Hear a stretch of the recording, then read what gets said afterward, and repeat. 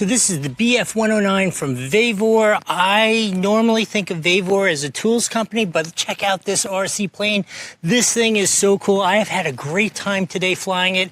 I think I've gone through about 4 batteries on it, so it is thoroughly tested, and I am stunned at the quality that the construction is. Like, it has hit a stop sign.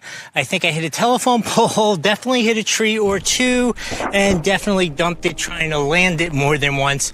And look at this. This thing is like perfect. So I think that is my first most important takeaway, is that I know the pricing seems kind of low for what you're getting, and the durability and quality is still there. So don't worry about that. I think my biggest tip for you when you fly this and you want to use it is you need to think about it a little bit as like if you've ever driven a boat, right? Like, so if you're driving a boat and you turn off the engines and turn the wheel, you kind of get no control over the boat. You have to have a little bit of power going out of the engine in order for the boat to change direction, right?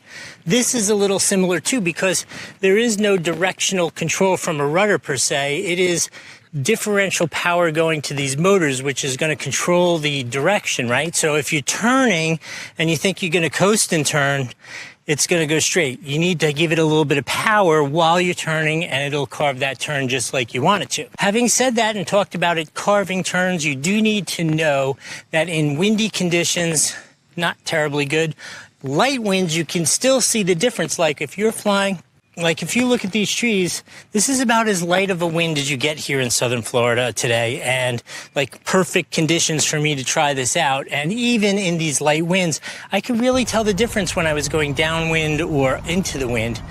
Totally different experiences, which was fine. If you're an adult, you're in for a little bit of puzzle and you want to get some skills and work on flying your airplane, you're going to have a great time with it. If you want to give this to a 10-year-old and say, here, go fly it and have fun, I think it's going to come back in pieces. It's not that intuitive. Like, you need to like actually be paying attention and working on your skills, trying to fly the airplane the way you need to fly the airplane. That doesn't mean a 10-year-old can't fly it and have a great time. I think this would be a great daddy-daughter thing, or a son and mom thing, like, you know, adult supervision, or an older teenager who's a little more sophisticated. All those things would be great.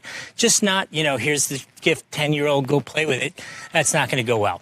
But outside of those things, this is ridiculously cool. You're going to have a ton of fun. Just, it is what it is. Don't expect it to be a perfect airplane. It is a styrofoam little airplane with 2 cool little motors and some attitude control. Really very cool, very fun, easy to fly. You're going to have a great time. What do you say we go to the past and see the unboxing?